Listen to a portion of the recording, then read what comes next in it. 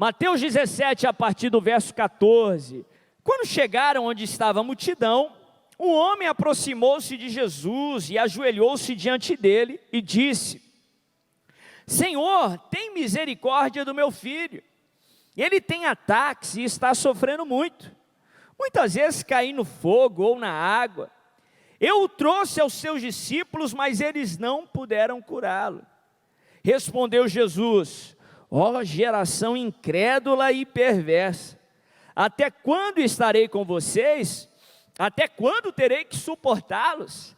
Tragam-me o menino. Jesus repreendeu o demônio. Esse saiu do menino, que ficou daquele momento em diante, ficou curado. Então os discípulos aproximaram de Jesus em particular e perguntaram por que não conseguimos expulsá-lo. Ele respondeu: porque a fé que vocês têm é pequena. Eu asseguro que se vocês tiverem fé do tamanho de um grão de mostarda, poderão dizer a este monte: vá daqui para lá, e ele irá, e nada será impossível para vocês. Mas essa espécie só sai pela oração e pelo jejum. Nós começamos a estudar essa história na quarta passada. Uma cura sobrenatural, um milagre extraordinário que Jesus ele fez num menino, numa casa, numa família, transformando a história de uma família que estava sofrendo numa posição extremamente difícil, no fundo do poço de uma sociedade, literalmente falando. A Bíblia fala sobre um garoto, um rapaz que estava sofrendo com uma possessão demoníaca, e aquela situação estava fazendo com que aquele rapaz sofresse muito, e não só ele, como toda a sua casa, toda a sua família. A Bíblia fala que aquele pai, o pai daquela família, no papel que a Bíblia dá ali aos pais, o sacerdote do lar, ele ouve falar de Jesus. A Bíblia nos ensina que fé, ela vem do ouvir e do ouvir da palavra de Deus, e isso gerou fé no coração daquele pai, e ele vai até Jesus buscando uma resposta, buscando uma solução. Só aqui nós já temos uma mensagem, só aqui nós já temos algo que edifica a nossa fé, algo relevante para as nossas vidas.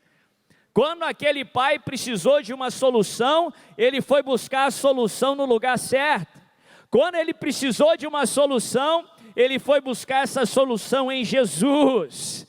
E eu posso lhe afirmar aqui nessa noite, eu não sei o que você precisa, eu não sei qual o seu problema, mas eu tenho a certeza que a solução que você precisa está em Jesus. A porta aberta que você precisa está em Jesus. A restauração da sua família está em Jesus. O milagre que você precisa está em Jesus. Tudo o que você precisa está em Jesus. E a Bíblia fala que aquele pai vai até Jesus, buscando uma solução, buscando uma resposta.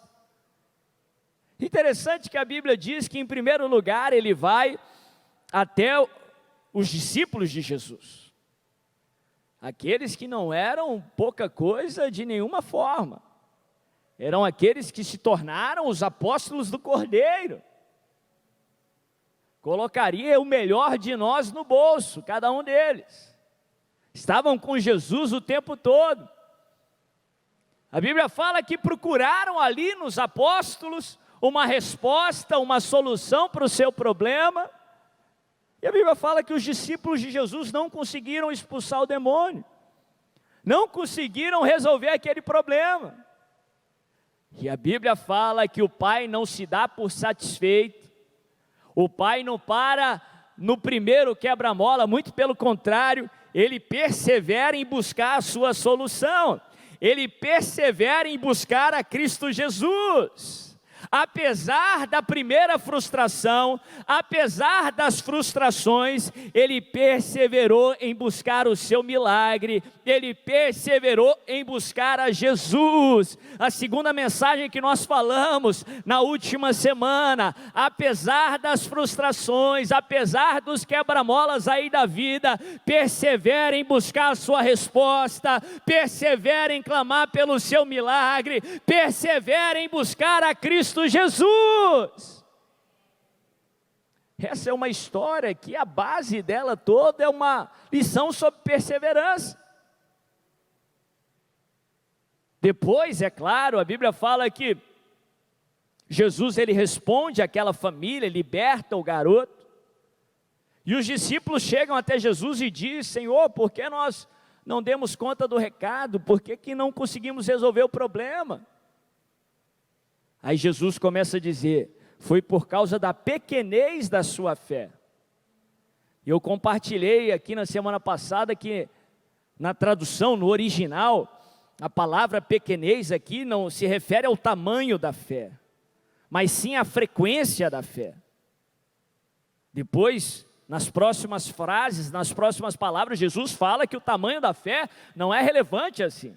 Se você tiver uma fé pequenininha, do tamanho de um grão de mostarda, e você dizer, ou você falar ao monte, passa daqui para lá, ele vai passar, e nada vai ser impossível para você, ainda que você tenha uma fé tão pequena, quanto o grão de mostarda, que para aquela sociedade agrícola, representava a menor semente que se tinha conhecimento, o menor tipo de fé.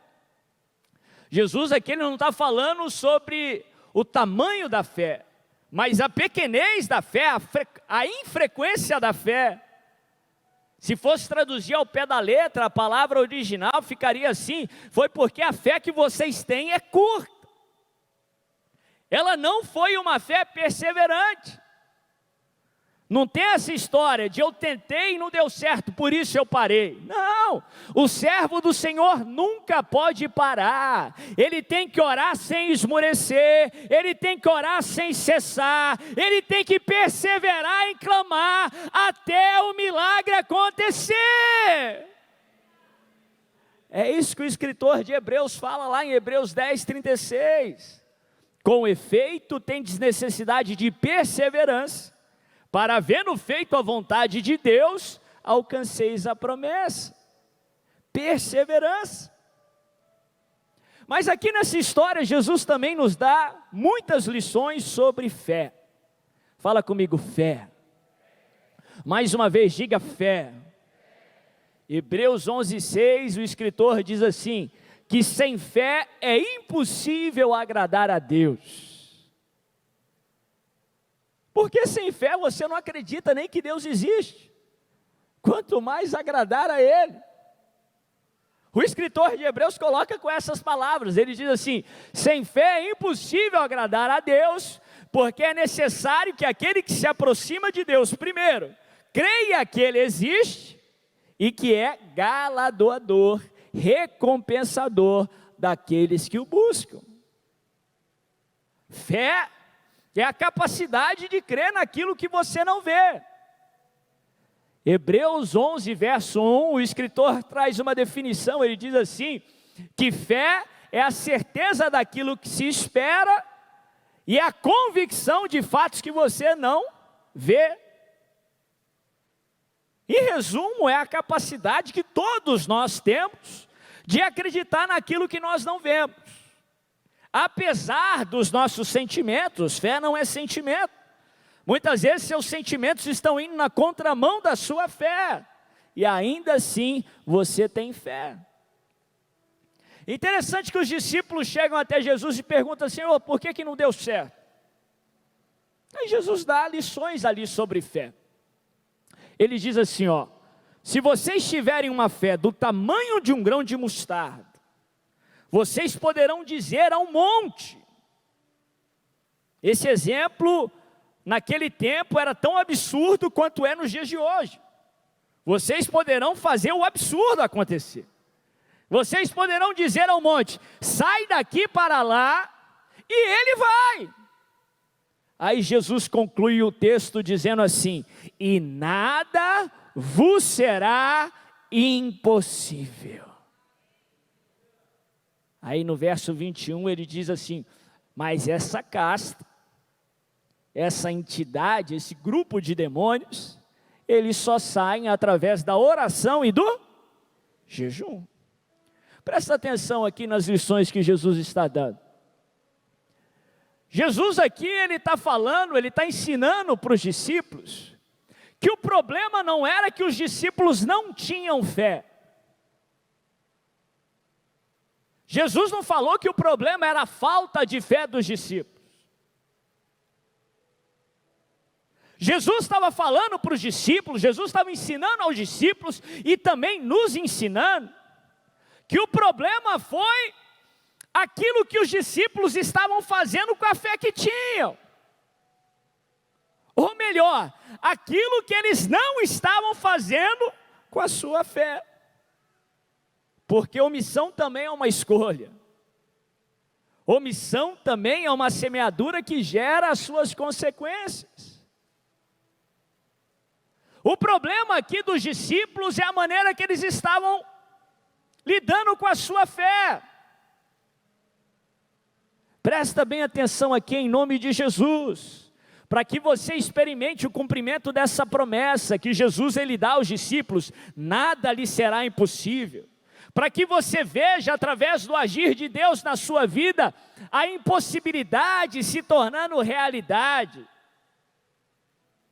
É muito importante que você saiba exercer a sua fé, utilizar a sua fé.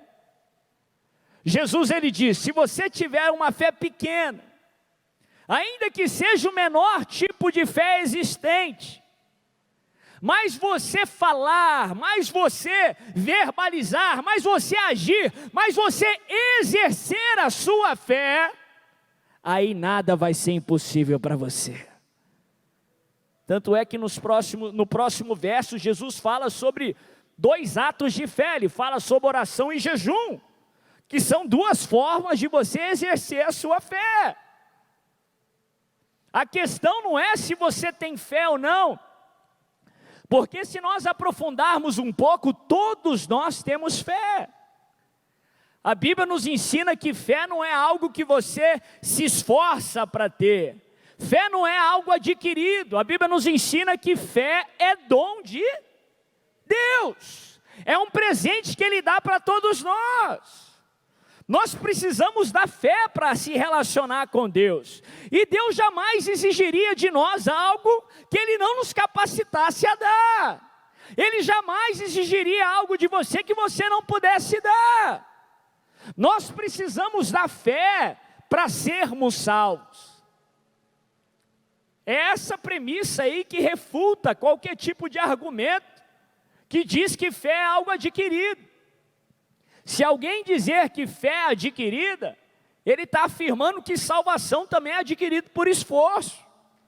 Mas nós não somos salvos por aquilo que nós fazemos, mas fomos salvos por algo que Ele fez por nós.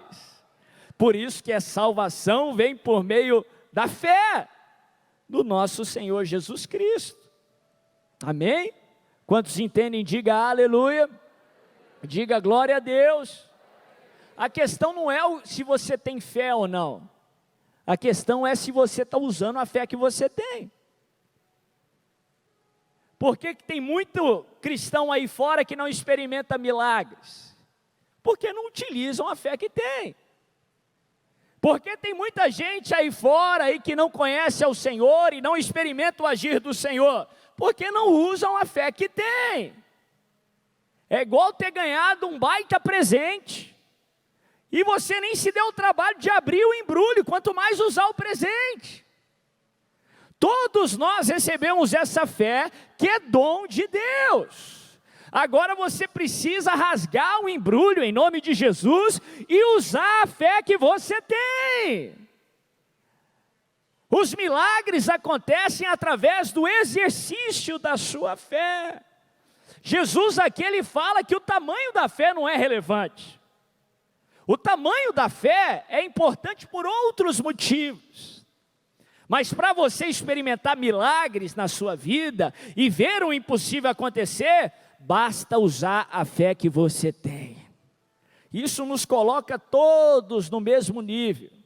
Eu não sei como você chegou aqui nessa noite, eu não sei qual o tamanho da sua fé, mas se você dizer, se você falar ao monte, se você exercer a sua fé, milagres irão acontecer em nome de Jesus. Agora, a Bíblia fala que a fé ela pode ser fortalecida ou enfraquecida. A Bíblia fala que a fé pode crescer ou diminuir. Isso é importante para que você tenha vida e vida em abundância. Isso é importante, em outras palavras, para melhorar a sua qualidade de vida, para que você possa se aproximar do Senhor e ter um relacionamento pleno com Ele. 3 ingredientes rápidos aí que a Bíblia nos ensina que faz com que a nossa fé seja fortalecida. Primeiro, você está usando ele agora. A Bíblia fala que o ouvir da palavra de Deus fortalece a nossa fé. A Bíblia diz que a fé vem do ouvir e do ouvir da palavra de Deus. Nessa noite você vai sair daqui com a tua fé fortalecida. A tua fé vai sair daqui no outro nível, em nome de Jesus. Segundo ingrediente que fortalece a nossa fé, o exercício da fé, colocando ela em prática. Como você exercita a sua fé? Obedecendo a palavra. Eu costumo falar que a fé é como músculo.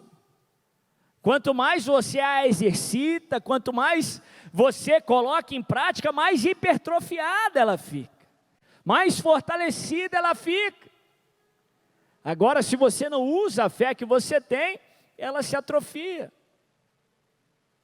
Eu, há 19 anos atrás, quando eu sofri um terrível acidente de carro, eu fiquei muitos dias acamado ali no hospital, e quando eu fui recuperando, e Deus foi me curando, pelo tanto de tempo que eu fiquei parado, sem me mover, acamado, quando eu fui levantar, eu tive que passar por um processo de fisioterapia, fazer muito esforço, porque os músculos da minha perna estavam atrofiados. Os músculos dos meus braços estavam sem força, atrofiados. Tive que reaprender a fazer as atividades básicas, corriqueiras do dia a dia.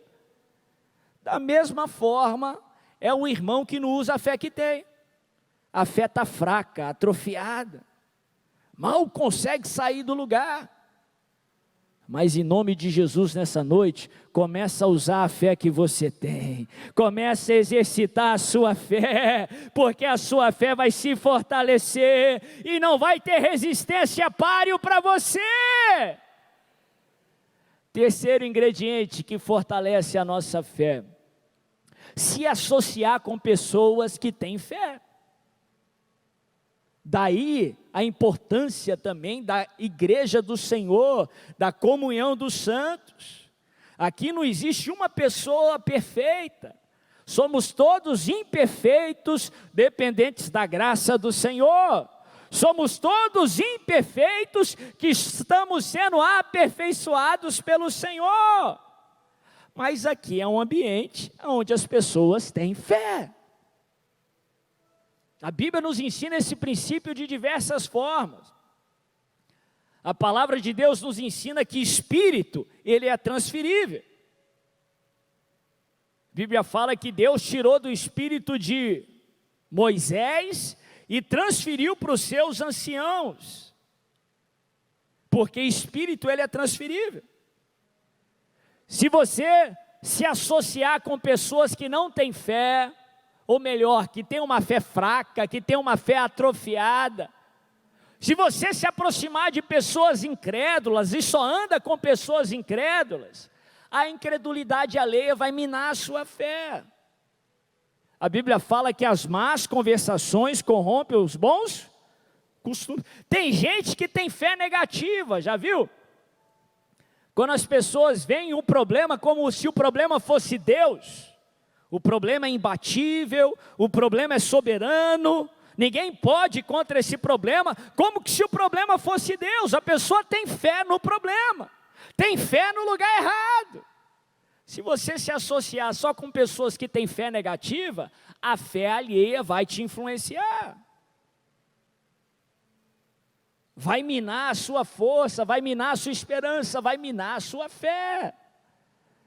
Agora, se você se aproximar de pessoas de fé, de pessoas que creem, de pessoas que perseveram, de pessoas cheias do Espírito Santo de Deus, a fé alheia vai te contagiar, a esperança alheia vai te fortalecer, o Espírito Santo também virá sobre você.